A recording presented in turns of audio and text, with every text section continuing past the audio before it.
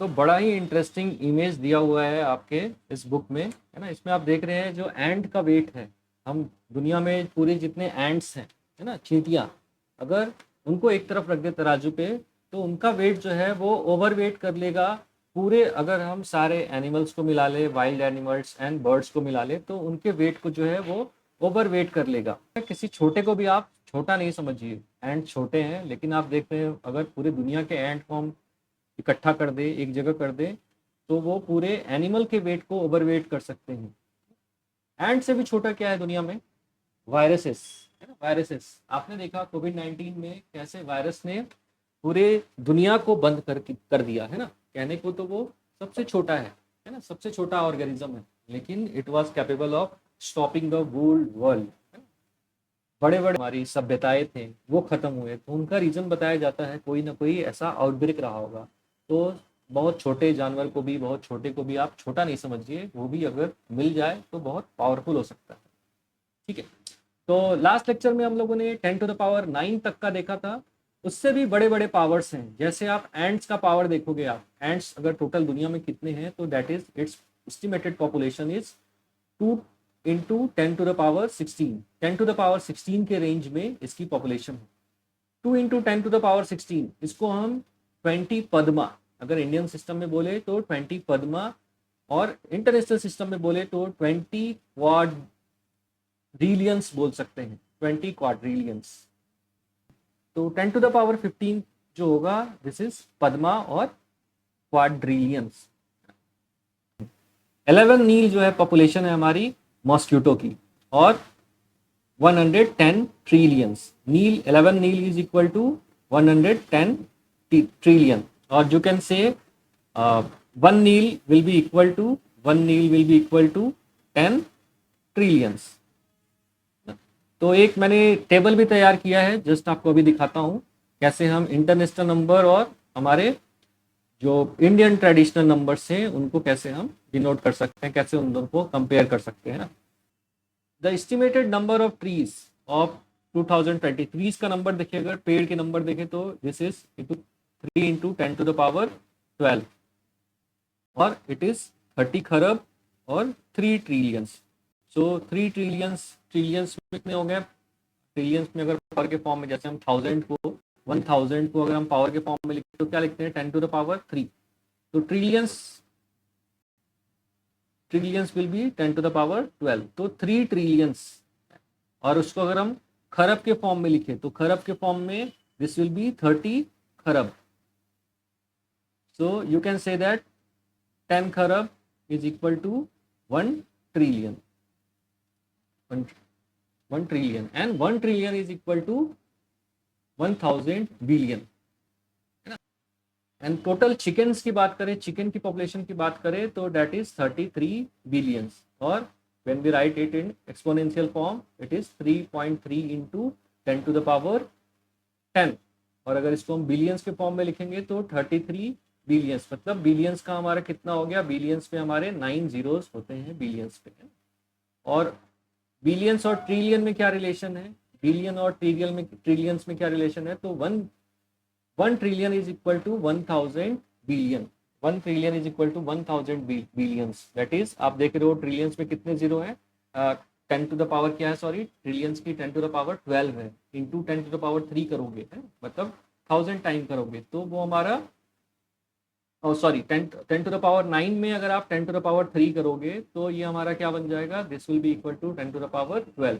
That is, आप 1 billion में आप 1000 मल्टीप्लाई कर रहे हो, यानी 1000 बिलियन करने से आपको क्या बन गया? वो ट्रिलियन बन गया। तो स्टार्टिंग में आपको ये कंफ्यूजन रहेगा, इसलिए मैं आपको सजेस्ट करूंगा, एक आप ऐसा चार्ट बना लो, या इसका स्क्रीनशॉट लेके आप, या मैं इसको पीडीएफ में शेयर कर दूंगा, इसको आप अपने यहाँ कुछ स्टिक कर लो ताकि आप रिवाइज कर सको, है। तो द पावर ऑफ 10, तो एक तरफ मैंने इंडियन सिस्टम को डिनोट किया है और एक तरफ मैंने इंटरनेशनल सिस्टम को डिनोट किया है। 10⁻3, हम भी इसको 1000 बोलते हैं, हजार बोलते हैं हिंदी में बोलो तो, ये भी बाहर में भी 1000 ही है। 10⁵ दैट इज लाख, बाहर में इसको कैसे बोलते हैं? That is 100,000। आपने देखा होगा, आप कुछ नंबर्स लिखते हो, 1 लाख लिखते हो, तो आप कैसे लिखते हो? इस तरीके से। यूनिट 10, 100, 1000, 10,000, लाख। आप इस तरीके से लिखते हो, 3 डिजिट के बाद एक कॉमा लगाते हो, फिर 2 डिजिट के बाद एक कॉमा लगाते हो। लेकिन इंटरनेशनल सिस्टम में इसको कैसे लिखा जाएगा? इंटरनेशनल सिस्टम में दे give comma after 3 digit, then again after 3 digits, so they will write it as $100,000 ऐसे वो डिनोट करेंगे।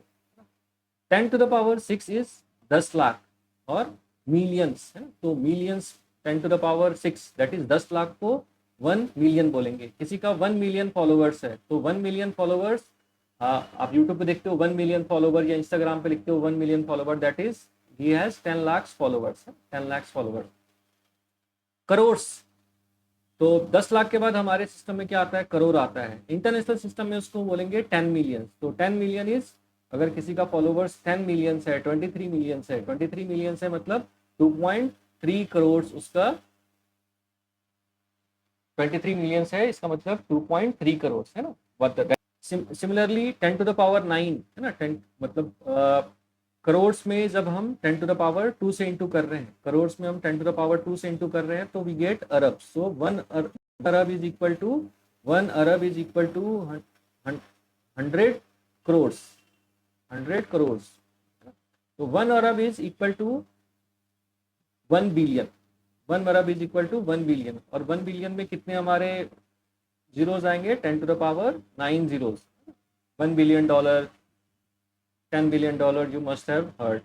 100 billions is equal to 1 kharab, 100 billions is equal to 1 kharab, 1 kharab is equal to 100 billions, 100 billions, and 1 billion is 10 to the power 9, so 100 billion is 10 to the power 11, and then we have 10 to the power 12 is trillion, 10 to the power 12 is trillion, and then Nil is 10 to the power 13, that is equal to 10 trillions, 10 trillions. Then Padma is 10 to the power 15 and it is also known as quadrillion in international system. Then Sank is 10 to the power 17.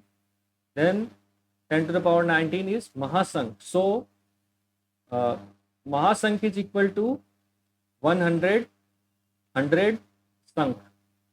100 Sank is Mahasank. Similarly, 1 Padma is equal to 100 Nil. When you multiply 100 in Nil, you get 1 Padma. That is 10 to the power 13. 10 to the power 13 into 10 to the power 2 will be equal to 10 to the power 15. So 1 Padma, 10 to the power 15, 1 Padma will be equal to 100, 10 to the power 13 is Nil. Similarly, Arab and खरब के बीच में आपको relation ढूंढना है। So 1 kharab that is 10 to the power 11 is equal to 1 arab into 10 to the power 2, that is 1 kharab will be equal to 100, 1 kharab will be equal to 100 arab. तो इस तरीके से आपको कुछ फील्ड्स होने चाहिए। इतना तो आप याद कर लो, लाख्स में 10 to the power 5 होंगे, 10 लाख में 10 to the power 6 होंगे, और this will be called as 10 to the power 6 will be called as millions, and 10 to the power 7 will be called as 10 millions, and this will be crores in Indian system. And then Arab is 10 to the power 9. Arab is 10 to the power 9 and it will be equal to 1 billion. है ना? आप 1 अरब में कितने करोड़ होंगे ये आप comment करके बताओ। सो आप देखोगे 1 अरब, 1 अरब को आपको लिखना होगा, ये एग्जाम में क्वेश्चन आ सकता है। 1 arab is 10 to the power 9, और इसको आपको करोड़ से रिलेशन ढूंढना है। Crore is 10 to the power 7 है ना, तो करोड़ में क्या इंटू करोगे? 10 to the power 2, that is 100 crores will be equal to 1 Arab, that is 10 to the power 9. So 100 crores makes 1 अरब। तो इस तरीके से आपको रिलेशंस ढूंढने होंगे और थोड़ा याद रखना होगा। In fact million, 10 million, billions, 100 billions है ना, करोड़, अरब, खरब, इसका तो आप ध्यान रखो। और मिलियन से लेके आप यहाँ अपने बिलियंस और ट्रिलियंस तक है, इसका आप ध्यान रखो। एग्जाम में ये मोस्ट प्रोबेबली आपके आ सकते हैं ना। कॉमनली भी आपको भी ये आते रहता है ना, इंटरनेशनल और इंडियन सिस्टम में। आप यूट्यूब के फॉलोवर देख लो, इंस्टाग्राम के फॉलोवर देख लो, तो कई बार ये न्यूज़ वगैरह में रहता है, या फिर फंडिंग्स में देख लो, कौन सी कंपनी को इतने करोड़ का इन्वेस्टमेंट मिला, है ना, इतने करोड़ का लॉस हुआ, इतने बिलियन का नए प्रोजेक्ट्स लगे, तो उसकी हमें आइडिया होनी चाहिए। तो मूविंग अहेड, इससे भी हम बड़े नंबर्स पे जाते हैं, है ना। अभी हमने सबसे पहले एंड्स का देखा था, 10⁻16 नंबर ऑफ एंड्स उसके रेंज में थे। 10⁻21 इतने क्या है हमारे, this will be number of, it is suppose to be number of grains of sand, all beaches, सारे बीचेस का हम अगर ग्रेन्स मिला दे सैंड्स के तो कितने हो जाएंगे, नंबर्स में देखेंगे तो 10⁻21 हो जाएंगे। This is enough sand to give every ant 10 little castle to live, है ना। तो इतने जो सैंड्स हैं ये इतने एनफ है कि हर एक एंड को 10 लिटिल कैसल्स मिल जाए। कैसल्स मतलब ये छोटे किले जैसे, है ना।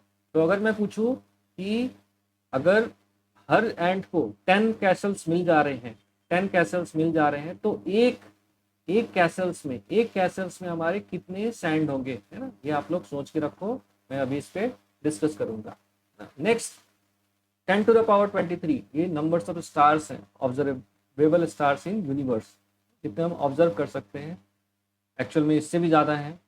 10⁻25 is total number of drops available on off water available on earth, है ना। अर्थ के सारे ओशन वगैरह सबको हम मिला दें तो कितने हमारे ड्रॉप्स ऑफ वाटर होंगे, तो that will be equal to 2 into 10⁻25, 10⁻25 के रेंज के होंगे।